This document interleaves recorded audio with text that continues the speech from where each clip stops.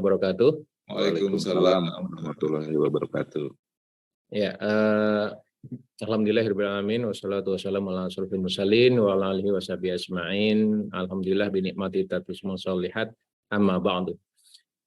Baik Bapak Ibu sahabat semuanya yang dirahmati Allah, saya mau melanjutkan seri kedua ini karena mohon maaf kemarin minggu lalu harus terputus jam 6 lebih karena mengisi kajian yang offline. Nah sekarang insya Allah kita punya waktu cukup sampai sebelum jam 7 kurang lebih ya untuk melanjutkan kajian kita yang minggu lalu berhenti pada 3 pertanyaan ya. Jadi kemarin kalau saya review sejenak ya kita sudah mendapat informasi ya bahwa yang namanya kepribadian seseorang ya, kepribadian kita seseorang itu sangat tergantung dengan bagaimana akliyahnya. Akliyah itu berarti akalnya atau ideologinya itu terbentuk dan kemudian dia yakin menjadi sebuah kebenaran, lantas dia amalkan menjadi sebuah tindakan habits yang berulang-ulang menjadi kebiasaan dan itu membentuk nafsiyah dia atau sikap dia. Nah, jadi ideologi itu apa? Ideologi itu adalah cara pandang dia ya terhadap kehidupan alam semesta dan manusia.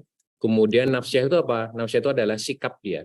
Ya, kecenderungan dia untuk bersikap atas pemahaman ideologi yang dia sudah yakini benar, lantas memunculkan kepribadian. Nah, jadi kepribadian itu tidak tiba-tiba tanpa dasar ya.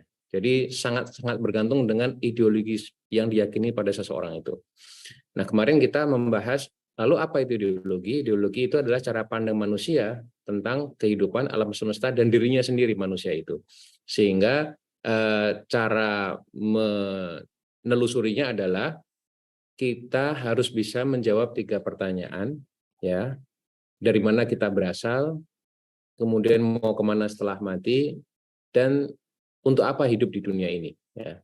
Ini pertanyaan yang paling dasar yang semua manusia, yang muslim maupun bukan muslim, harus bisa menjawab dengan jawaban yang benar dan juga dengan cara menjawab yang benar. Nah gitu.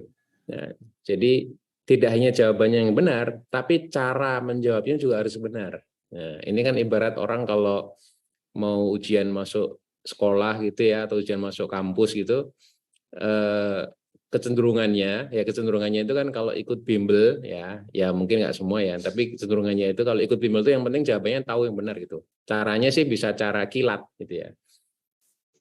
Tapi kalau di sekolah diajarkan jawabannya benar, caranya jawab juga benar kan gitu ya. Nah ini juga sama, atas 3 pertanyaan ini dari mana kita berasal, kemudian mau kemana setelah mati, dan untuk apa hidup di dunia ini kan 3 nih ya pertanyaan ya. Itu kita harus punya jawaban yang benar dan cara menjawabnya pun juga benar. Ya. Kalau benar semuanya, insya Allah ini kita punya akidah atau ideologi yang benar. Akidah ya, akidah itu pengikat karena 3 jawaban atas 3 pertanyaan itu menjadi pengikat hidup kita nih. Kalau jawabannya benar, akidah kita benar. Tetapi jika jawaban kita salah, cara jawabnya juga salah, akidah kita salah. Penting nih, ya, penting banget. Ya, karena akidah itu ya akar dari segalanya. Gitu. Kalau salah ya salah, udah. Gitu. Tapi kalau kita nggak bisa menjawab, kita nggak tahu cara jawabnya, ya kita nggak punya akidah. Itu. Oke, maka dari itu kita harus memastikan cara jawabnya benar, jawabannya juga harus benar. Nah, kemarin minggu lalu kita sudah menemukan dari mana kita berasal, jawabannya dari mana. Minggu lalu dari mana kita berasal.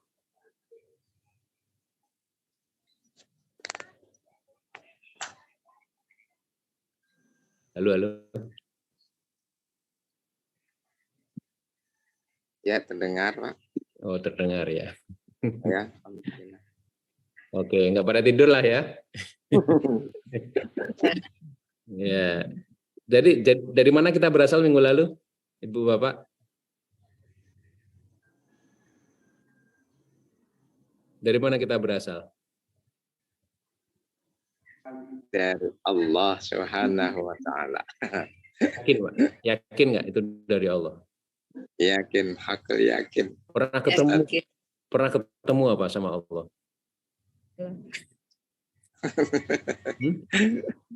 Pernah ketemu nggak sama Allah, Pak? Pernah ketemu, pernah jabat tangan, pernah mendengar langsung nggak Allah? Tidak tentunya.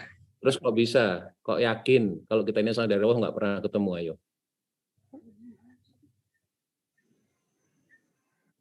Berarti gimana? Berarti kita punya problem yang belum terjawab. Kalau kita yakin dari Allah, dasarnya yakin itu apa? Kan gitu. Seseorang Bukti, betul.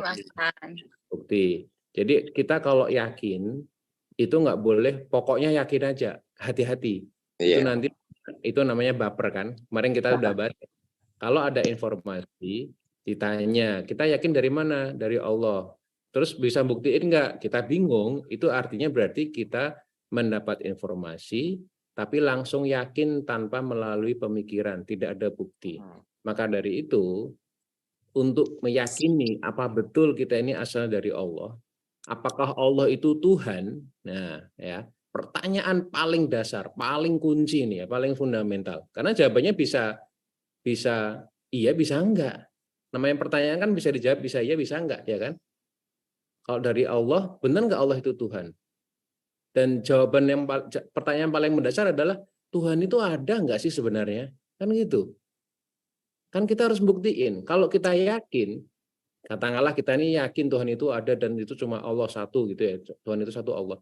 Kan kita harus yakin dan punya bukti, ya kan? Kan kita nggak bisa, udahlah, pokoknya yakin dari SD juga belajarnya gitu. Hati-hati.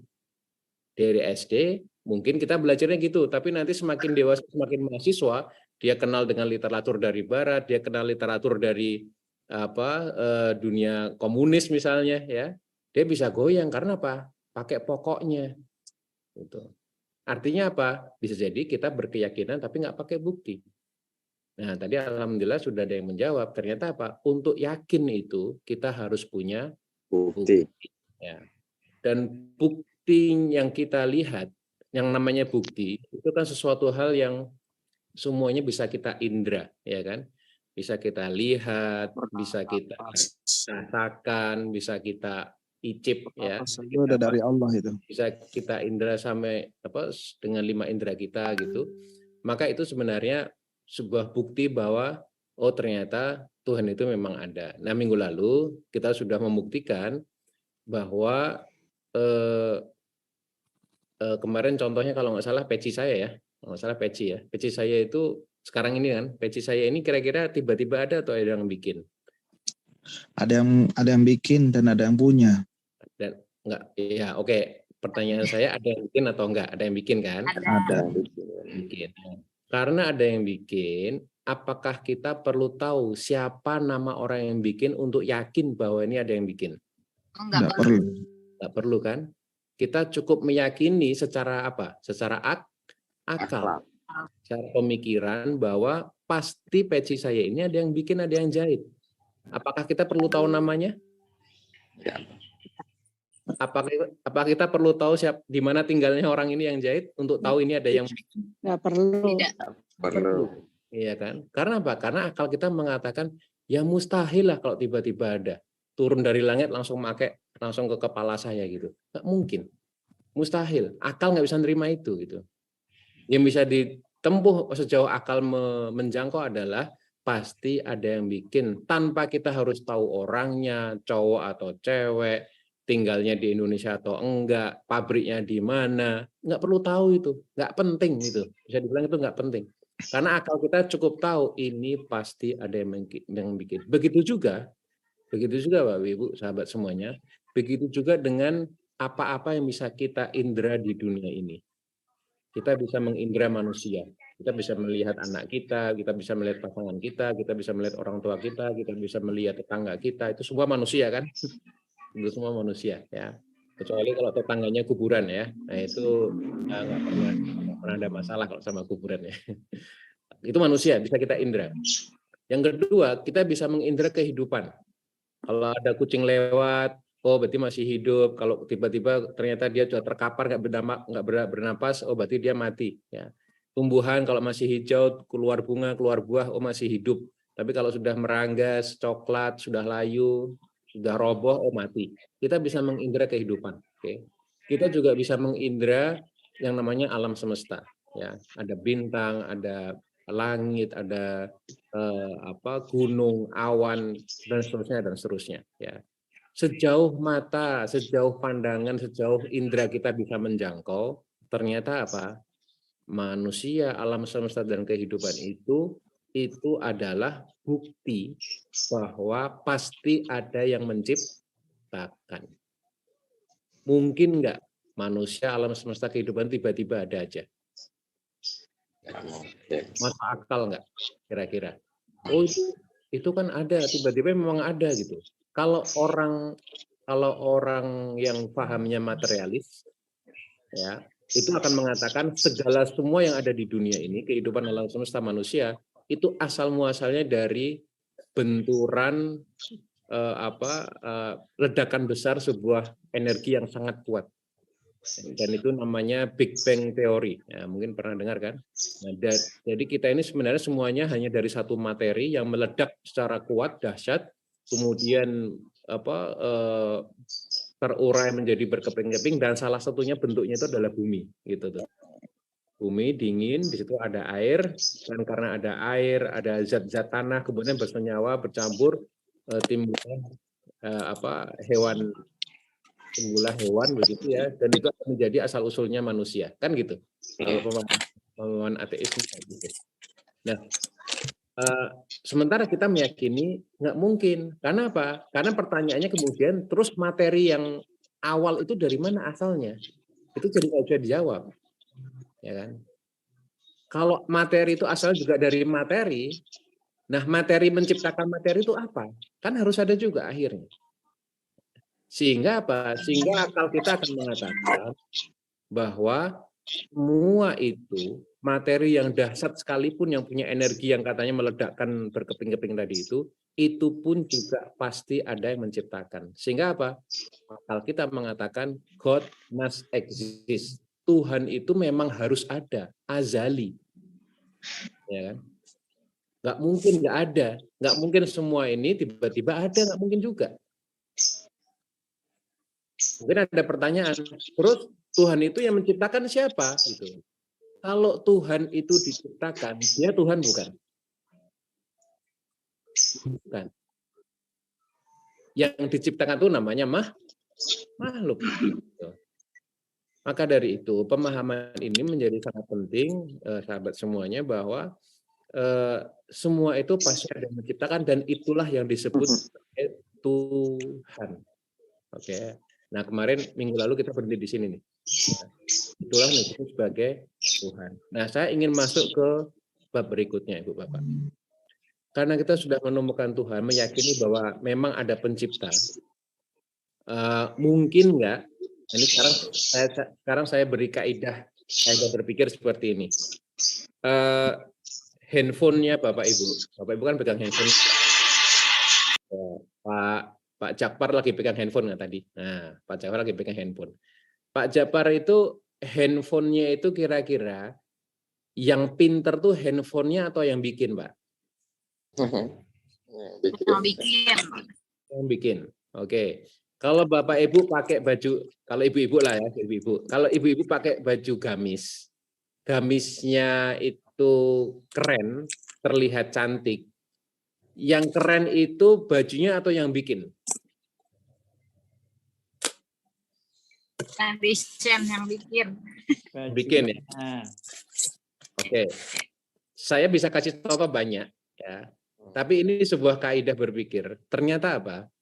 Ternyata yang membikin ya, yang membikin pasti punya sifat lebih baik, lebih keren, lebih cantik, lebih hebat dari yang dibikin. Ya kan? Nah, sekarang saya tanya Ibu Bapak, kita bisa mengindra bumi. Bumi ini besar atau kecil? Besar menurut pandangan kita, kecil menurut pandangan Allah. Ya besar kan? Ya kan kita lagi ngomongin kita Ya, ini. besar. Besar. Bumi itu besar. Yang bikin bumi kira-kira sama besarnya atau lebih besar? Lebih besar. Lebih besar. Oke, kalau Bapak Ibu melihat alam semesta indah, yang menciptakan alam semesta itu sama indahnya atau lebih indah? Lebih indah, super indah. Super indah. Oke. Artinya apa Ibu Bapak? Ada kaidah yang tidak bisa dibantah, tapi kalau mau bantah ya monggo saja, nanti pas tanya jawab ya. Ada kaidah yang tidak bisa dibantah bahwa apa-apa yang segala sesuatu yang menciptakan itu pasti punya sifat yang lebih dari yang diciptakan. Ya. Tadi contohnya handphone, contohnya baju gamis, contohnya bumi, contohnya alam semesta. Ya, dari yang kecil sampai yang besar sudah saya sebutkan. Sehingga artinya apa? Kita tadi sudah mengatakan, kita sudah menemukan Tuhan, sudah. Tuhan ini menciptakan segalanya, iya. Jumlahnya cuma satu, iya. Nggak mungkin Tuhan jumlahnya lebih dari satu, karena pasti nanti akan saingan. Yang satu bikin bumi, wah yang satu lagi pengen bikin bumi yang lain gitu. Wah merasa lebih bagus, nggak kalah terus dibenturkan buminya, kan logika kita kayak gitu, dan itu mustahil terjadi, ya mustahil kalau kemudian Tuhan lebih dari satu. Oke, Tuhan sifatnya masih cuma satu. Tuhan yang menciptakan segalanya pasti juga punya sifat lebih dari segala yang diciptakan. Oke, sifat Tuhan yang lebih tadi itu berarti artinya lengkap, lebih besar, lebih indah, lebih pintar, lebih dahsyat, lebih keren, lebih cantik, lebih canggih atas segala semua yang diciptakan itu. Sehingga artinya Ibu Bapak, sahabat semuanya, Tuhan yang punya sifat selengkap itu akhirnya apa? Cuma satu, yaitu Allah Subhanahu wa taala. Subhanahu wa taala. Kita sudah menemukan sekarang. Kita sudah menemukan Tuhan, kita sudah bisa memastikan ya cuma satu Tuhan itu dengan segala bentuk sifatnya tadi itu yang lebih dari segala yang diciptakan, dan itu cuma satu Tuhan yang punya syarat-syarat semacam itu ya cuma satu, yaitu Allah Subhanahu wa taala. Nah, saya hentikan di sini Ibu Bapak karena ini dasarnya ya. Dan saya ingin mengatakan atau saya bertanya seperti minggu lalu, apakah ketika tadi kita berproses menemukan Tuhan dan Tuhan itu hanya Allah, apakah kita pakai ayat-ayat Al-Qur'an? Apakah saya tadi nyebut ayat-ayat Al-Qur'an Ibu Bapak? Belum, ya. Memang tidak. Begitulah cara kita menemukan keimanan pada Tuhan, tidak memakai ayat-ayat Al-Qur'an tapi memakai akal. Karena apa? Akal ini dimiliki oleh semua manusia yang kafir, yang ateis, yang tidak percaya Tuhan sekalipun mereka punya akal. Artinya apa?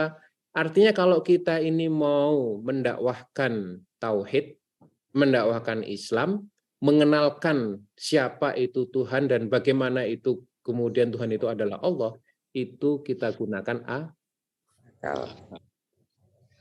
Dan kita perlu banyak bertanya soal akidah ini sampai akal kita terpuaskan. Saya kasih catatan ya, soal akidah ini kita perlu terpuaskan akal kita. Dengan akidah yang kita temukan memuaskan akal, insya Allah ya, itu kemudian batin kita ini juga akan menjadi tenang pada akhirnya. Ya. Dan kita memang diberi Tuhan itu akal untuk semuanya, manusia kan diberi akal. Ya. Nah sampai tahap ini Bu Bapak, kita sudah menemukan alhamdulillah menemukan Tuhan dan menemukan Allah. Nah selanjutnya untuk hal-hal ya, untuk hal-hal yang karena kita sudah menemukan Allah, meyakini Allah itu memang ada ya, dengan bukti, dengan nalar, dengan akal tadi itu, maka yang terjadi adalah kalau ada pernyataan-pernyataan dari Allah tentang surga dan neraka, apakah kita bisa melihat surga dan neraka? Tidak. Nggak bisa. Tapi apa? Tapi karena yang sudah berfirman menyatakan adalah Allah, maka kita mengimani. Nah, kalau Allah mengatakan ada pahala dan dosa, apakah kita bisa melihat, menimbang berapa kilogram pahala dan dosa? Nggak bisa kan? Sehingga artinya apa? Kalau Allah sudah berfirman tentang pahala dosa, maka itu artinya kita tinggal mengimani. Karena apa? Karena sejauh akal kita, akal manusia, itu pasti ada batasnya. Jadi kalau ada orang mengatakan, wah kita ini kan beri Allah akal, kita harus menggunakan akal sebaik mungkin.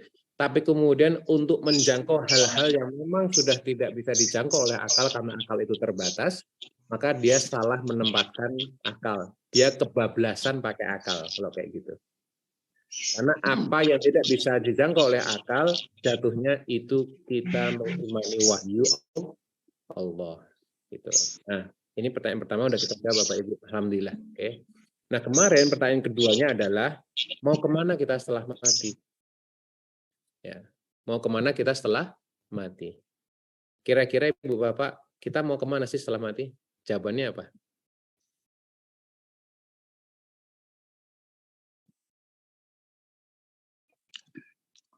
Pertama ke alam kubur. Ke alam kubur. Terus habis itu? Padang mahsyar. Oke, padang kubur, ke padang mahsyar. Kemana lagi habis itu, Bu? Alam barzah. Alam barzah, itu alam kubur. Terus kemana habis itu? Kampung akhirat. Kembali Ke surganya Allah atau ke nerakanya Allah. Ke surganya Kembali Allah. kepada Allah. Kembali kepada Allah. Kembali kepada Allah yang menciptakan. Kembali kepada Allah yang menciptakan. Ujungnya masuk surga atau masuk neraka? Setuju ya? Setuju. Setuju. Dan kita pengennya kemana? pengennya ke surga. Masuk surga, ya. Udah siap? Insya Allah. Ya, Insya Allah dalam pencapaian. Dalam perjalanan ya. OTW. Berarti masuk surga. OTW ya, OTW. Berproses. Insya Allah ya. Siapa Ibu Bapak, siapa yang mengatakan bahwa alamat terakhir kita itu kalau nggak surga atau neraka? Allah ya. Kalau ini kita mengimani. Ya. Jadi pertanyaan kedua, mau kemana kita setelah mati, itu soal iman. Ya, karena apa? Kita sudah menemukan yang pencipta yang maha benar itu cuma satu, Allah kan tadi. Secara akal kita sudah menemukan gitu, nggak bisa dibantah lagi tadi. Ya. Sehingga kemudian ketika ada pertanyaan, mau kemana kita setelah mati, ya kita tanya, oh ternyata Allah memberitahu kepada kita, nanti ada kehidupan setelah mati yang sifatnya abadi, itu cuma dua alamatnya. Kalau kita nggak masuk ashabul yamin, ya ashabus shimal, ya kan? Kalau nggak golongan kanan, ya golongan kiri. Golongan kanan masuk surga, golongan kiri masuk neraka. Jadi cuma dua ujungnya. Ya, mau kemana kita setelah mati cuma dua ujungnya. Mau masuk surga atau mau masuk neraka. Golongan kanan atau golongan kiri. Nah, hanya saja nanti setelah melewati tadi ya alam kubur, alam padang mahsyar dan seterusnya itu, untuk masuk surganya Allah itu Allah juga sudah mengatakan bahwa ada syaratnya. Syaratnya itu dihitung dulu, dihisap dulu, ya. Mana-mana amal-amal, kegiatan, perbuatan, perkataan, ucapan, tindakan kita selama di dunia. Kalau ternyata dihitung-hitung, ditimbang-timbang, dihisap, banyak mendatangkan pahala daripada dosa, maka dengan rahmat Allah, insya Allah masuk surga. Jadi ada syaratnya, ya kan? Tapi, naudzubillah min dzalik, kalau diukur, ditimbang-timbang,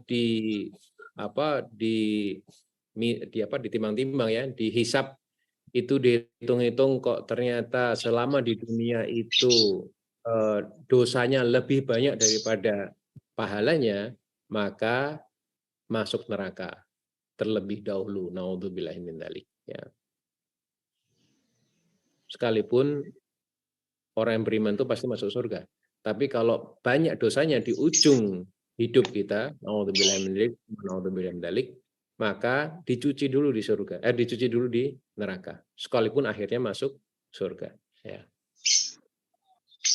Nah, itu jawaban sebagai orang beriman, karena kita sudah menemukan Allah tadi.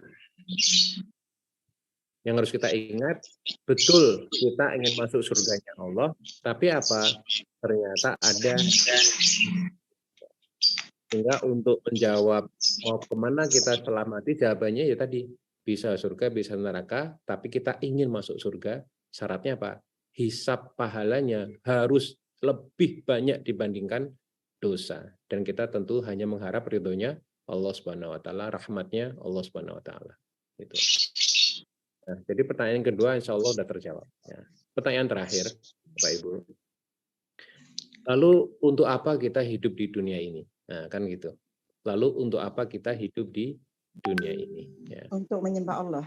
Hidup beribadah. Untuk beribadah. Untuk menyembah Allah, untuk ibadah. Ibu Bapak tahu jawaban itu dari mana? Dari Al-Quran. Dari Al-Quran. Al-Quran itu bikinan siapa, Bu? Bikinan Allah. Bikinan Allah. Allah itu siapa, Bu? Tuhan kita. Tuhan kita. Bisa buktiin, Bu? Ya dengan segala ciptaannya ini. Bu Aisyah udah lulus berarti ya. Bu Aisyah udah bisa menjawab akidah dengan jawaban yang benar dan juga dengan cara yang benar ya. Berarti Alhamdulillah. Ya. Benar, ya.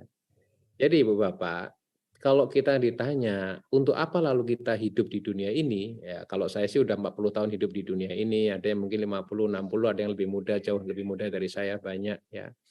Maka kalau kita ditanya untuk apa kita hidup di dunia, maka kita harus menjawab tujuan hidup itu sesuai dengan maunya yang menciptakan kita.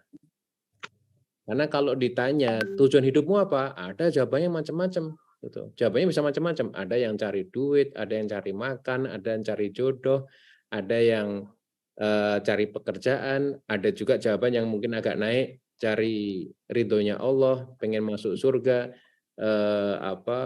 mencari rahmat Allah, husnul khotimah itu. Semua jawaban jadi benar akhirnya. Tapi kan yang namanya tujuan hidup nggak mungkin banyak. Tujuan hidup pasti cuma satu. Dan tujuan hidup yang satu yang pasti benar itu kalau hanya kita bertanya kepada pencipta kita. Ya Allah, Engkau telah menciptakan aku di dunia ini, Engkau telah menginginkan aku hidup di dunia ini, itu maumu apa ya Allah? Kira-kira gitu dialognya. Sehingga kita nggak pernah ketemu Allah. Ya, kecuali nanti di surga dan melihat wajah Allah itu bisa. Tapi selama kita udah di dunia ini, kita kan nggak bisa ketemu. Kita nggak tahu alamatnya, kita mau telepon gimana juga nggak bisa. Ya, kita mau pakai satelit mau kemana juga nggak bisa ngomong gitu. Tapi apa? Ternyata apa? Allah sudah mendeklarasikan tujuan hidup kita itu diciptakan itu di dalam Al-Quran. Dan tadi betul illa liya'budun ya wa ma khalaqtul jinna wal insa illa liya'budun. Jadi Allah sudah menyatakan mendeklarasikan dari 1400 tahun yang lalu sampai sekarang bahkan nanti sampai hari kiamat bahwa tujuan manusia itu cuma satu, illa liya'budun, hanya beribadah kepada Allah. Nah, ibadah itu apa yang dimaksud di sini? Itu untuk materi lain kali ya. Tapi saya ingin mengakhiri jawaban pertanyaan nomor 3 ini untuk apa kita hidup? Dasarnya begini. Karena kita sudah yakin bahwa kita ini asalnya dari Allah. Oke, kita sudah menemukan jawaban dari mana kita berasal kan ya. Kita sudah menemukan kita ini asalnya dari Allah. Dan tadi yang kedua kita juga sudah menemukan jawaban mau kemana kita setelah mati, kita inginnya tadi masuk surga. Maka untuk menjawab pertanyaan ketiga, untuk apa kita hidup di dunia, dari jawabannya illa liya'budun, untuk beribadah kepada Allah, maka yang harus kita yakini adalah selama kita hidup di dunia ini, dengan keyakinan bahwa kita ini asalnya dari Allah, dan ujungnya kita inginnya masuk surga, nggak ingin masuk neraka, maka jawabannya adalah kita hidup di dunia ini, semuanya harus terikat dengan aturannya Allah, dan pasti akan dihisab. Itu tuh. Saya ulang lagi. Untuk apa kita hidup di dunia ini? Yang harus kita yakini adalah karena kita ini asalnya dari Allah, nggak terbantahkan kita ini asalnya dari Allah, dan ujung dari hidup kita ini nanti inginnya masuk surga, maka hidup kita di dunia ini seluruhnya itu akan terikat dengan aturannya Allah Subhanahu wa taala dan pasti akan dihisab. Nah, artinya apa Ibu Bapak? Artinya kita harus sadar betul kalau sekarang kita berposisi sebagai seseorang yang sedang menuntut ilmu, ya, thalabul ilmi, kita harus tahu aturannya Allah yang diajarkan juga lewat Rasulullah tentang menuntut ilmu apa ya? Oh, ternyata orang menuntut ilmu itu sunahnya harus bersuci. Ya, kalau bisa dalam keadaan wudhu harus punya adab sebelum ilmu, kan gitu. Rasulullah mengajarkan kayak gitu kan. Harus ada adab sebelum ilmu. Berarti apa? Sudah bersuci dalam keadaan duduk, tidak sambil makan, tidak nyambi yang lain, tidak sambil tiduran, ya. Itu apa? Aturannya Allah lewat Rasulullah. Kalau orang menuntut ilmu, ngaji, ikut kajian atau pengajian, itu adabnya terjaga gitu. Sehingga apa? Sehingga harapannya ilmu mudah masuk, kayak gitu. Ya kan? Kecuali ada udzur syar'i, ya, itu lain lagi. Nah, itu yang pertama. Itu contoh saja. Atau yang kedua, misalnya kita sebagai seorang suami, ya. Seorang suami kita harus tanya, ya Allah, ya Rasulullah, engkau telah memberi aturan apa kepada seorang suami? Oh, ternyata diwajibkan mencari ma'isyah. Itu wajib, tugasnya laki-laki, tugasnya suami, bukan tugasnya perempuan. Gitu. Bagi perempuan kalau mau kerja ya itu boleh-boleh saja, tapi nggak wajib. Yang wajib adalah suaminya. Itu misalnya. Ya. Itu kewajibannya. Haknya apa? Oh, haknya untuk dilayani, haknya untuk mendapatkan kenyamanan di keluarganya dan lain sebagainya. Itu semua aturan, bagian dari aturan. Gitu. Dan kalau aturan Allah atas kita itu kita ikuti, maka hisabnya pahala tuh, pahala terus. Ya. Itu sebagai kehidupan rumah tangga. Ya.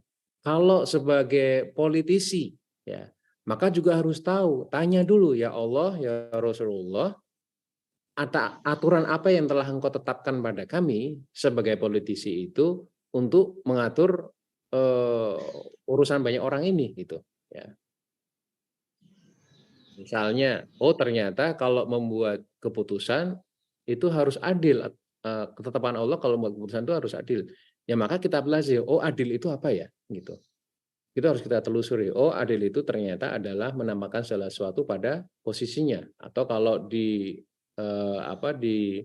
dibalik, adil itu nggak boleh zolim, kan gitu. Kan lawan dari adil itu kan zolim. Ya. Makanya kalau di sini wanahyu anil dzulmi, al-amru bil adl wa nahyu anil dzulmi. Ya, tadi di film tadi di awal seperti itu. Ya, menegakkan keadilan melawan kezaliman. Karena memang dua itu tesis antitesisnya gitu. Dan banyak contoh yang lain. Ya. Karena apa Ibu Bapak? Nah, ini pondasinya ini. Karena sesungguhnya pemahaman kita sudah menemukan Allah secara akliyah kita, kemudian kita tahu mau kemana ujungnya hidup di dunia, kita inginnya masuk surga, nggak ingin masuk neraka, gitu. Dan di dunia ini kita semua terikat dengan aturannya Allah dan pasti akan dihisab, ya. Maka inilah yang membentuk akidah Islamiyah. Ya, inilah yang membentuk akidah Islamiyah. Artinya apa?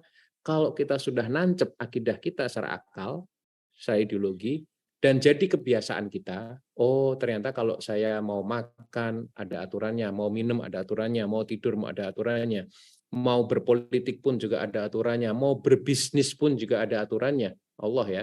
Dan setiap aturan Allah yang kita ikuti maka itu menabung pahala, ya.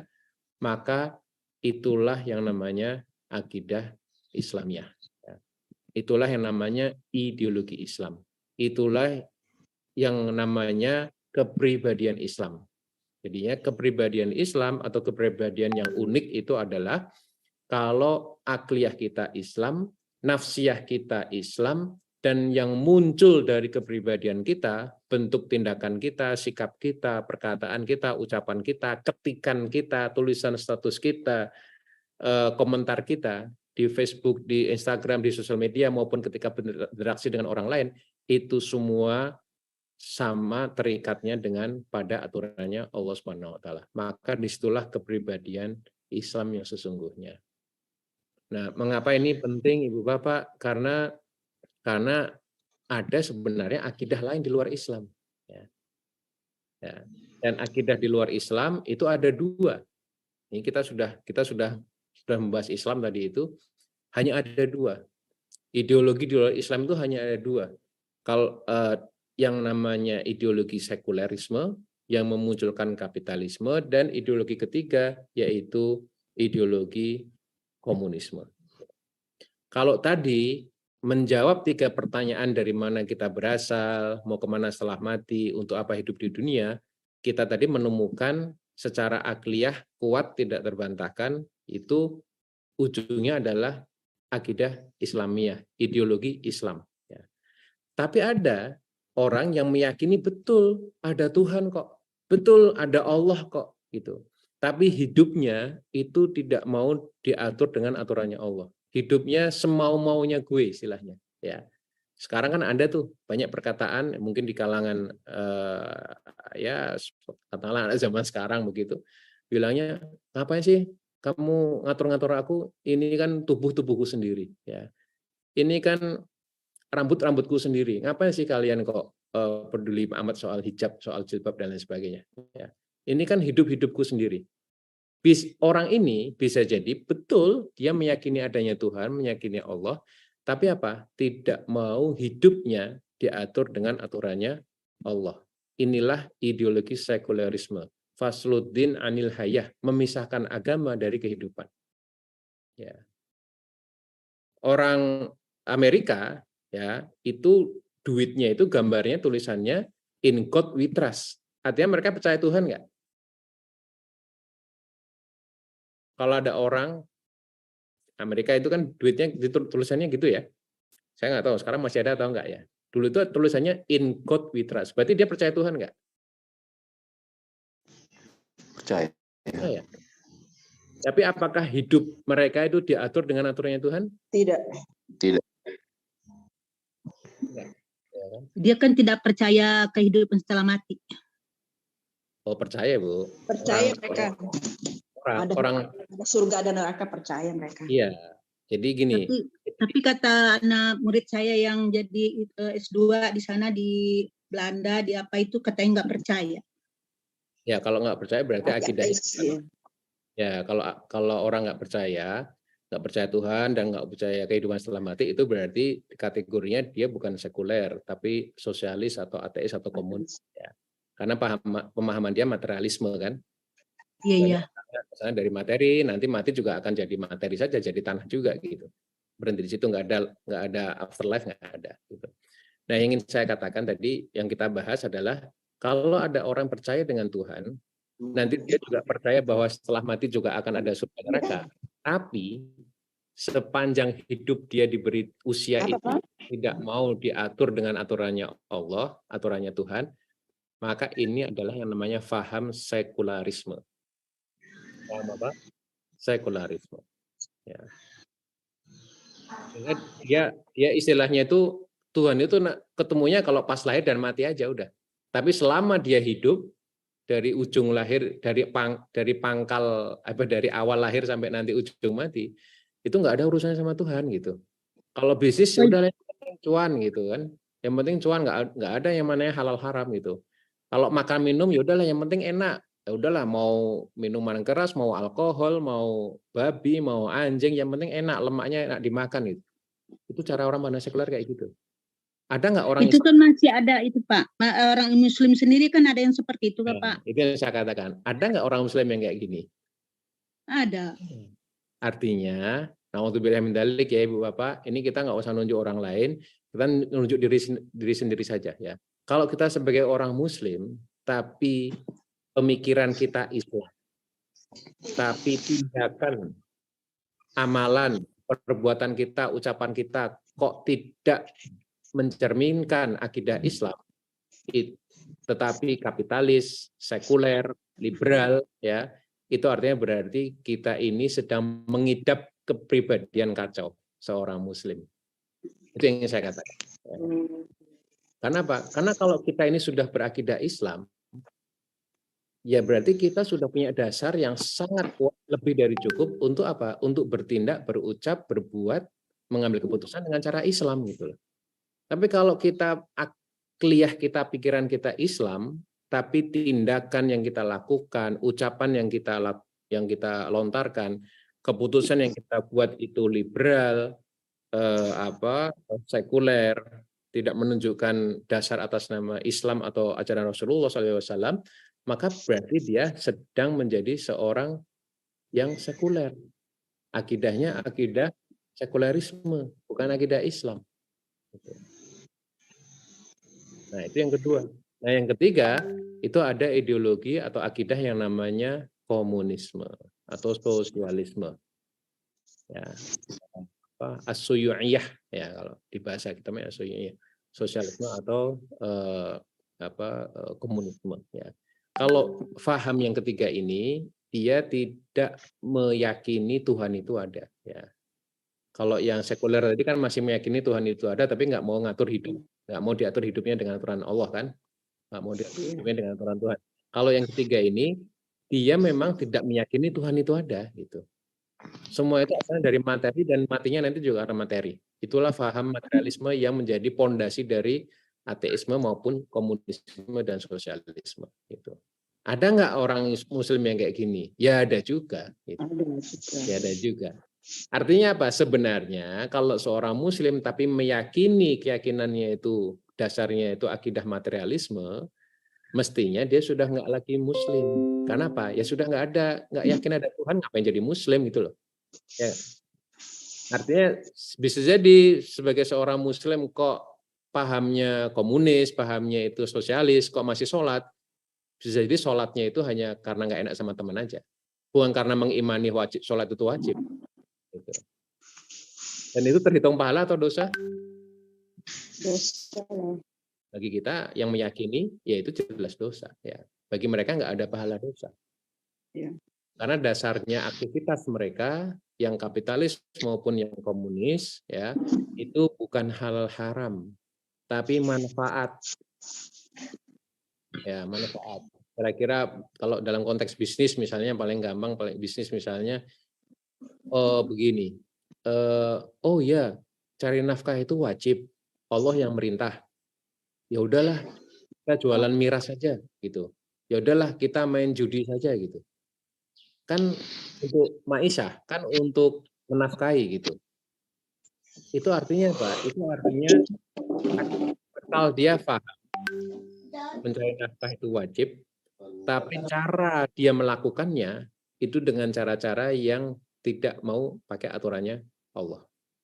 Jatuhnya sekular atau tadi kalau dia nggak yakini, memang dia nggak percaya sama Allah, ya jatuhnya komunis sosialis tadi itu. Ya. Makanya kalau ada orang yang berkeyakinan berakidah kapitalisme atau sosialis itu, dia kemudian dia kemudian berzina, dia kemudian minum minuman khamr, dia berjudi, dia bersikap zalim, ya itu bagi mereka ya nggak apa-apa, kan semua bermanfaat untuk dirinya, bermanfaat mungkin bagi banyak orang itu. Atau misalnya pernah dengar pejabat begini, kalau nggak salah dulu waktu bahas soal kasus Rafael itu ya, ada seorang anggota DPR bilang kasus pajak itu pasti sudah itu ketahuan karena sudah keterlaluan nyurinya uang negara itu keterlaluan gitu. Terus saya ingat si orang anggota DPR ini bilang, ya tapi kalau dikit-dikit ya nggak apa-apa lah gitu ya. Kalau haram tapi dikit-dikit ya nggak apa-apa lah. Ini bahaya banget nih Bu. Receh nggak apa-apa. Ini pemahaman, ini saya jadikan contoh saja. Itu contoh naudzubillah min dzalik ya. Kita selalu berdoa dijauhkan Allah dari sikap-sikap yang demikian. Ini berarti namanya pemahaman yang sekuler tadi itu ya. Bisa jadi orang yang ngomong itu yakin ada Tuhan, tapi soal harta nggak mau diurus pakai aturannya Tuhan. Karena dia bilang ya haram-haram dikit ya nggak apa-apa lah gitu. Naudzubillah min dzalik ya. Dan itu contoh kecil saja. Nah, jadi yang ingin saya katakan Ibu Bapak, kembali ke tema kita adalah kalau kita sudah terinstall pemikiran Islam, ideologi Islam, maka apa? Sudah seharusnya tindakan kita, kebiasaan kita, mulai dari ucapan, mulai dari perbuatan, mulai dari pengambilan keputusan kita, itu semua juga atas dasar Islam, atas dasar apa yang sudah jadi ketetapan Allah dan juga diajarkan Rasulullah SAW. Gitu. Baru kemudian itu kalau sepenuhnya kita terikat dengan aturannya Allah, itu menimbulkan kepribadian seorang Islam yang sebenarnya. Gitu. Jadi benar-benar tergantung apa yang terinstall dalam pemikiran kita, itu yang namanya kepribadian itu. Tapi kalau ada orang yang sudah terinstall akidah Islam, ya, tapi kemudian tindakannya, perbuatannya, ucapannya itu malah justru tidak mau diatur dengan aturan Islam, ya, entah jadi liberal, entah jadi kapitalis, entah jadi sekuler, entah jadi sosialis, komunis, ya, dan lain sebagainya, maka ini lahirnya kepribadian kacau. Ya. Sekalipun orang itu adalah seorang Muslim. Ya. Karena apa? Karena tidak sepenuhnya terikat dengan akidah Islamnya tadi itu. Ya. Nah, jadi demikian Ibu Bapak, ini menjadi pengingat buat kita semua. Usikum wa nafsi bittaqwallah. Saya juga mengingatkan pada diri saya sendiri khususnya, ya, bahwa selama hidup kita ini, maka kita harus mencari tahu terus apa-apa yang sebenarnya menjadi aturan Allah, baik kita sebagai manusia, sebagai individu, sebagai seorang bapak, sebagai seorang warga negara, sebagai seorang umat Islam, sebagai seorang politisi, sebagai orang pebisnis, pedagang, guru, profesi apapun, semuanya ini Allah sudah siapkan aturannya. Kesimpulannya, Islam ini sudah mengatur seluruh kehidupan kita dari bangun tidur sampai bangun negeri. Ya, bukan dari bangun tidur sampai bangun tidur lagi. Islam nggak cuma urusan kasur gitu ya. Islam itu mengatur dari urusan bangun tidur sampai bangun negara. Maka kita cukup mencukupkan diri dengan Islam, maka insya Allah Islam yang akan merubah kita, yang akan merubah dunia pada akhirnya insya Allah. Amin ya rabbal alamin. Demikian yang saya sampaikan, Bapak. Saya mohon maaf apabila ada hal-hal yang kurang berkenan selama saya berinteraksi pagi ini maupun sebelumnya. Mohon maaf lahir batin. Ada salah dan khilafnya itu datang dari saya mohon permintaan maaf. Dan semua yang baik dan benar datangnya dari Allah Subhanahu wa taala. Nasrul minallah wa fatun qarib. Wassalamualaikum warahmatullahi wabarakatuh. Tapi Pak, boleh nggak usul sedikit? Pak, usul sedikit boleh nggak Pak? Pak. Ya Bu Yulhaida lewat moderator, Bu. Oh, iya Pak, Ya. usul sedikit Pak. Usul Pak. Iya, silakan Bu. Pak, terima kasih. Assalamualaikum warahmatullahi wabarakatuh. Waalaikumsalam. Nama saya udah disebutkan sama Bapak moderator tadi. Bapak ini saya tertarik banget nih, nyambung banget sama materi Bapak Hanafi tadi. Makanya saya ngusul, saya dan merasakan dan mengamati bahwa sekolah-sekolah Islam yang ada, yang khususnya Islam nih Pak, sebetulnya perlu pencerahan seperti ini kali Pak, itu saja. Terima kasih. Assalamualaikum warahmatullahi wabarakatuh. Waalaikumsalam warahmatullahi wabarakatuh. Makasih banyak Bu Yulhaida ya. Tapi terlebih dahulu kita ucapkan terima kasih kepada Ustadz Hanafi sudah membawakan materi yang sangat penting untuk kita. Inilah fondasi atau akidah yang sangat mendasar yang mesti diyakini oleh seorang Muslim. Jadi mesti harus dari yang paling dasar, baru kita kalau sudah kuat baru kita kemudian memikirkan hal-hal di atasnya. Begitu ya. Jadi, nah juga ideologi-ideologi yang lain juga sama metodologi, cara pengkaderannya begitu. Nah, tapi kalau kita Islam tadi seperti yang sudah dipaparkan oleh Ustadz Hanafi tadi, bahwa memang kita masih harus mulai dari akidah dulu.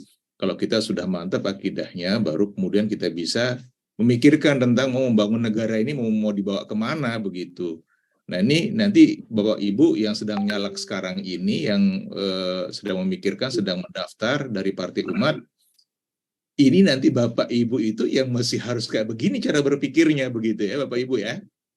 Ya Pak, Insya Allah Pak.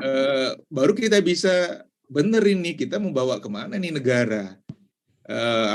Apakah nanti setelah kita di parlemen kemudian akan mau sama-sama dengan partai-partai yang lain yang tidak mempunyai identitas sendiri, mempunyai identitas keislaman sendiri. Partai Umat jelas berbeda dengan partai yang lain. Nah, jadi ini yang Bapak Ibu perlu kita renungkan ya. Nah, ini sudah ada Bu Aisyah, ini sudah kemudian ada Syaril. Iya, Apa Pak. kabar nih? Bu Aisyah ini pengurus DPP. Nah, ini masih hangat ini. Kemarin soalnya baru habis dikader ini di Ya, DPP.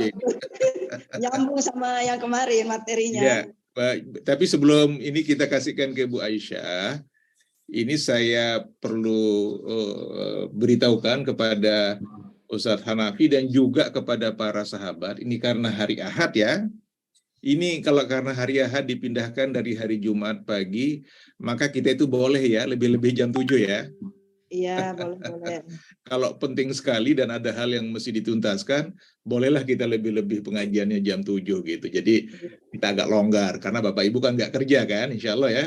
Iya, Ini insya Pak Ana udah senyum-senyum nih di Semarang nih. Allah. Jadi insya Allah ini kita bisa lebih lah jam 7. Baik, Bu Aisyah silakan Bu. Ya, Ini Ibu yang pertama kali. Silakan Bu. Baik, terima kasih Pak Buni. Assalamualaikum warahmatullahi wabarakatuh. Waalaikumsalam. Begini Pak Ustadz Hanafi, bahwa kita sebagai manusia ini kan diciptakan tujuannya untuk semata-mata beribadah kepada Allah. Tentu saja aturannya adalah syariat Allah yang harus kita ikuti. Tetapi kan kenyataannya kita Muslim terbesar di Indonesia ini tidak melaksanakan syariat itu di negara kita. Gitu kan, yang seharusnya harus dilaksanakan syariat itu karena kita kan mayoritas Islam. Apalagi kita lihat kehidupan atau ini anggota-anggota dewan di parlemen itu kan jauh sekali dari syariat Islam sehingga banyak sekali menghasilkan undang-undang yang tidak pro terhadap umat Islam atau tidak pro terhadap rakyat umumnya. Yang akibatnya yang menyengsarakan rakyat yang notabene umat Islam ini. Nah, terus sehingga kita ini hidup di alam sekuler. Ya, banyak sekali kita lihat di dalam kehidupan kita ini anak-anak tuh sudah terpapar paham sekuler, menganggap Tuhan itu sama dan segala. Kemudian ada yang bersolawat di gereja, ada yang azan di gereja dan segala macam. Itu bukan hal yang aneh lagi sekarang, salam lintas agama segala macam. Itu kan tanda-tandanya kehidupan kita ini sudah sangat sekuler gitu ya, menganggap semua agama itu sama, menuju pada Tuhan yang sama. Itu yang dicekokin ke otak anak-anak muda kita sekarang ini. Lantas salah siapa ini kita bisa seperti ini? Harusnya kan sebagai negara dengan populasi Muslim terbesar itu syariat aturan yang diberlakukan itu adalah berlandaskan Islam. Itu keinginan kita. Namun jika kita mengemukakan itu, mewacanakan itu, ada sekelompok orang mengatakan ini negara bukan untuk satu agama. Ini sudah kesepakatan founding father kita. Nah, lantas bagaimana kita mau menerapkan aturan Allah tanpa didukung oleh sistem? Kan nanti terbatas hanya pada ceramah saja, wacana saja seperti ini, diskusi saja, tanpa ada hukum yang kuat yang mengatur bahwa syariat ini ditegakkan atau dijalankan di negara ini. Saya pikir dengan diterapkannya syariat Islam inilah yang bisa menyelamatkan negara kita, menyelamatkan generasi kita, menyelamatkan umat ini. Apalagi sekarang kan malah komunis juga udah merajalela di negara kita ini. Iya. Saya pikir itu saja, Ya. Ustadz ya. Baik, Bu Aisyah, ya cukup jelas pertanyaannya ini soal tadi berkaitan dengan yang dipaparkan oleh Mas Han, bahwa ini memang kalau kita tidak lurus, ini sebetulnya kita percaya Islam itu yang benar, tapi kita berperilakunya justru tidak mau diatur sama Iya, yang betul. aturan tadi. Kita percaya kepada aturan orang lain dari aturan yang liberal sekuler. Makanya Mas Han bilang ini adalah kepribadian yang kacau nih. Sebetulnya kalau di dalam psikologi disebutnya sebagai split personality, yaitu kepribadian terbelah begitu ya. Saya ini bukan seorang psikolog, tetapi kira-kira begitu dasar teorinya. Silakan Mas Han memberikan penjelasan. Ya, sebelum saya jawab, Mas Buni, ini saya maaf, ini saya bisanya sampai jam 7 aja nih soalnya nih. Oh gitu, silakan saya Mas. Jam 8 ada acara lagi soalnya, mohon maaf ya. Jalan. Jadi pertanyaan Bu Aisyah tadi, Bu Aisyah ya? Iya Pak. Iya. Salah ya, Ustadz. Wah, itu pertanyaan yang paling fundamental dan saya kira mewakili kegelisahan banyak dari kita ya, khususnya yang umat Islam itu. Karena sebenarnya memang fitrahnya Islam itu kan Allah beri fitrah Islam rahmatan lil alamin, ya kan. Jadi alam itu artinya dunia gitu, bukan Islam rahmatan lil Nusantara gitu kan. Jadi atau lil Indonesia gitu, rahmatan lil Indonesia juga enggak gitu. Karena Islam itu memang fitrahnya itu memberi rahmat ke seluruh dunia dan seisinya. Ya manusianya, ya tumbuhannya, ya alam semestanya, kandungan di bawah tanah, laut dan lain sebagainya. Dan itu sebenarnya ditunjukkan oleh Nabi kita Nabi Muhammad SAW, ya, kemudian diteruskan oleh para khalifah setelahnya, gitu. Bahwa Islam itu memang memimpin dunia, memang rahmatnya itu lil alamin untuk seluruh dunia, gitu. Nah, maka dari itu ibu-ibu, Bapak dan khususnya Bu Aisyah, memang kita harus mulainya dengan pemikiran yang benar terlebih dahulu, ya. Insya Allah tadi yang disampaikan oleh Bu Aisyah tadi sudah sebuah pemikiran yang benar, ya, yang sikoh insya Allah karena juga berangkatnya dari akidah Islam, ya. Tinggal kita kemudian punya kewajiban begini, Ibu. Tadi Bu Aisyah punya kata kunci yang saya kira cukup bagus untuk bisa kita ingat bahwa kita juga tidak bisa kalau sudah meyakini yang benar lantas kemudian kita hanya takut dengan omongan-omongan orang, ya. Kalau benar kan mestinya benar dan nggak cuma benar ya, tapi memang keren gitu ya, benar dan keren gitu. Kan mestinya kita juga harus malah mengajak orang lain untuk benar dan ikut keren kan gitu. Ya analogi saya begini, kalau kita makan ke sebuah warung dan kita ngerasa warung sotonya itu enak gitu ya, enak, murah apalagi gitu ya, itu nggak disuruh aja. Kita biasanya nyuruh orang lain ngajak ke sana kan. Ke sana tuh, itu ada warung soto enak tuh gitu. Tanpa kita disuruh sama penjualnya gitu. Kita bukan endorse-nya, kita bukan dapat fee marketing juga enggak, tapi kita otomatis kenapa? Karena kita senang, itu makanannya enak, makanannya murah, kita ngajak orang lain ke sana gitu. Kalau perlu aku traktir ke sana yuk, gitu, rame-rame gitu kan. Makanan tersebut. Artinya ini sebenarnya sebuah analogi. Kalau kita mendapati Islam ini sebagai sebuah agama yang benar dan keren, ya, maka sebenarnya tugas kita, kewajiban kita adalah mendakwahkan Islam ini sebanyak mungkin orang, ya. Dan itu kewajiban ya. Dakwah itu kewajiban ya untuk setiap kita Ibu Bapak ya. Dakwah itu kewajiban ya. Seperti wajibnya ya sholat, seperti wajibnya puasa Ramadan, seperti wajibnya zakat dan lain sebagainya. Ya. Jadi jangan kita tinggalkan kita ini tiap hari tanpa mendakwahkan Islam. Gitu. Maka dari itu kalau memang Ibu Aisyah tadi menyampaikan ini gimana, kan kita juga butuh sistem yang perlu berubah gitu.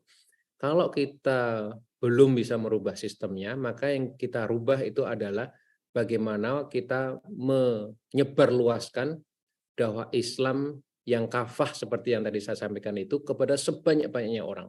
Ya. Ya, dan itu kewajiban kita.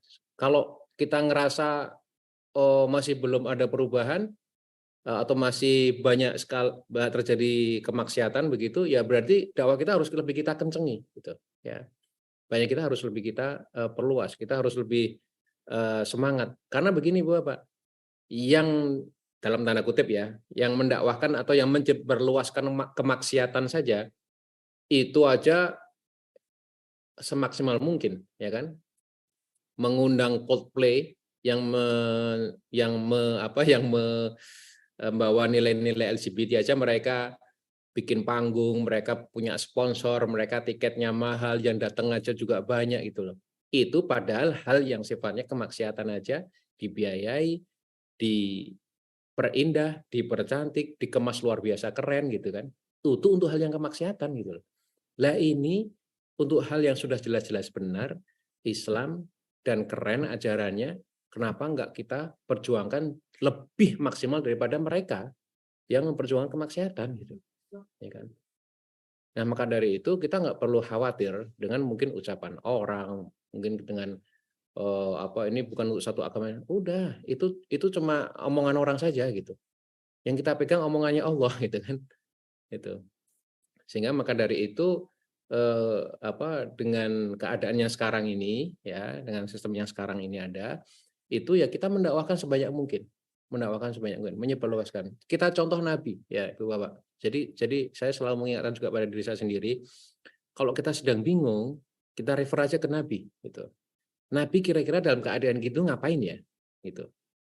Dan saya menyampaikan di sini yang kita alami sekarang ini, Bu Bapak, di mana naudzubillah min dzalik ya, di mana mudah sekali terjadi penyimpangan-penyimpangan seksual, ada LGBT, zina di mana-mana, khamr di mana-mana, negara membiarkan, kemudian pokoknya berbagai macam penyimpangan lah ya. Itu karena sudah terjadi begitu dalam tanda kutip sistemik, kita sebagai orang Islam ngapain ya? Maka kita harus kembali lagi, Nabi dulu menghadapi situasi kayak gini itu apa yang dilakukan? Ternyata apa Ibu Bapak? Yang kita alami sekarang ini itu kurang lebih hampir sama, analoginya ya, dengan apa yang dialami oleh Nabi ketika dakwahnya masih di Mekah. Nabi dakwah di Mekah itu 13 tahun ya, 3 tahun sembunyi-sembunyi, 10 tahun terang-terangan ya, sebelum hijrah ke Madinah. 13 tahun Nabi dakwah di Mekah itu isinya itu adalah mendakwahkan risalah Islam ke sebanyak mungkin orang, sebanyak bani-bani yang ada di Mekah itu ya. Ada Bani Thaqif, Bani Hanifah, Bani So'so'ah dan lain sebagainya. Banyak kepala-kepala suku istilahnya itu yang didakwai oleh Nabi. Untuk apa? Untuk dikenalkan tentang tauhid, dikenalkan tentang ajaran Islam, dikenalkan tentang siapa itu Rasulullah, apa artinya ayat Allah yang turun dan seterusnya. Ya. Dan kita sekarang dalam sistem yang kira-kira tuh sama sekarang ini kayak gitu tuh, ya, di mana kita menyaksikan banyak kerusakan, di mana kita menyaksikan banyak kekurangan begitu yang jauh dari ukuran Islam, standar Islam gitu. Sehingga yang kita lakukan, apa yang kita lakukan adalah sekarang ini mendakwahkan Islam itu ke sebanyak-banyak orang. Gitu. Ya. Islam yang tadi, kita ini asal dari Tuhan, kita ini masuk surga, kita ini semua hidup di dunia terikat dengan aturannya Allah secara kafah. Ya. Dari urusan pribadi, urusan tetangga, urusan masyarakat, urusan umum, bangun tidur sampai bangun negara, itu kita sampaikan tuh. Terus-menerus kita sampaikan. Gitu. Sampai nanti Allah berikan pertolongan kepada kita. Ya. Sampai Allah berikan pertolongan kepada kita, ya. Jadi apa? Jadi wilayah yang bisa kita kuasai itu adalah berdakwah, berjuang, yaitu yang kita lakukan. Gitu. Dan insya Allah apa Bu? Insya Allah kalau kita berjuang berdakwah dengan cara-cara yang sudah Allah contohkan kepada kita lewat Rasulullah SAW, maka insya Allah itu tabungannya pahala yang luar biasa. Ya. Katakanlah selama berjuang kok belum berhasil, ya, itu pun kita sudah insya Allah berhasil menabung pahala untuk nanti dipanen di akhirat kelak. Jadi hasil itu memang wilayah Allah, pure mutlak hasil itu wilayah Allah. Ya, nggak bisa kita memastikan hasil itu, nggak bisa. Yang bisa kita pastikan adalah wilayah ikhtiarnya. Ya. Ibaratnya begini Bu Bapak, kalau kita dijanjikan Allah itu pasti mengabulkan doa. Sekarang kita berdoa, ya Allah berikan aku mobil, misalnya kayak gitu tuh. Jadi sekarang ya Allah sering hujan, berilah aku mobil misalnya. Kemudian apa? Doanya dikabulkan, diberi mobil. Ketika dia berdoa sampai menunggu pengabulan doa itu, dia diam saja, doanya tetap terkabul nggak? Dia terkabul nggak? Harus ikhtiar. Doanya, enggak, ketika dia berdoa dan ternyata betul Allah itu memberikan mobil sesuai dengan doanya gitu ya. Berarti terkabul nggak doanya? Terkabul. Jadi katakanlah kalau dia sejak berdoa sampai terkabulnya doa dia diam saja, tetap terkabul nggak doa itu berarti? Tetap terkabul. Tetapi ingat, selama dia berdoa dan dia yakin pasti Allah mengabulkan, dan ternyata Allah mengabulkan doa itu memberi mobil. Tetapi selama dia sejak berdoa itu tidak mengusahakan bikin garasi, dia tidak mengusahakan untuk mengetahui tentang permesinan mobilnya. Kira-kira kalau mobil itu datang, diparkir di luar rumah, bikin tenang nggak itu? Enggak tenang. Atau diparkir di balai RW gitu, kira-kira bikin tenang nggak dia punya mobil itu? Tidak. Artinya apa yang ingin saya katakan Ibu Bapak? Kalau nanti pasti, dan itu pasti di Al-Quran juga sudah dinyatakan ya, pertolongan Allah itu datang, dan pertolongan itu dekat, maka yang harus kita lakukan adalah, kita ini menyiapkan infrastrukturnya. Kalau kita betul, tadi kayak berdoa tadi itu Allah sudah mendatangkan mobil, maka ya siapkan garasinya, siapkan pagarnya, siapkan pengetahuan tentang mobil, sehingga kalau datang mobil kita tahu kalau rusak gimana, oli dan lain sebagainya. Itu. Sehingga apa? Ketika rezeki Allah datang, pertolongan Allah datang, itu membawa ketenangan gitu. Tapi kalau kita ini nggak menyiapkan infrastruktur, kita cuma berdoa saja, tapi nggak mendakwahkan Islam, ya nanti ketika Allah pertolongan datang, pundak kita nggak kuat gitu. Karena ini dahsyat. Pertolongan Allah itu dahsyat, dan kita harus menjadi Muslim yang pundak dan lutut kita itu kuat untuk diberi amanah itu. Ya. Maka dari itu Ibu Aisyah, kewajiban kita adalah yang mendakwahkan Islam ini ke sebanyak-banyaknya orang. Gitu. Siap. Ya, ke sebanyak-banyaknya orang ya, dengan tentu cara yang ditentukan oleh Nabi Muhammad Rasulullah SAW. Demikian. Syukron Mas Han. Syukron Mas Han. Penjelasannya. Ini masih ada 2 penanya, Pak Ismail dan Ibu Eni, tapi kelihatannya ini waktunya tinggal 4 menit ya. Kelihatannya tidak akan cukup. Ini Pak Ismail, tolong disimpan saja dulu pertanyaannya untuk pengajian pekan depan. Karena Ustadz Hanafi ini insya Allah akan ada acara lain jam 7, tadi sudah mengumumkan kepada kita ya. Jadi baik para sahabat, kita cukupkan saja pengajian kita ini pagi ini, nanti kita sambung pekan depan.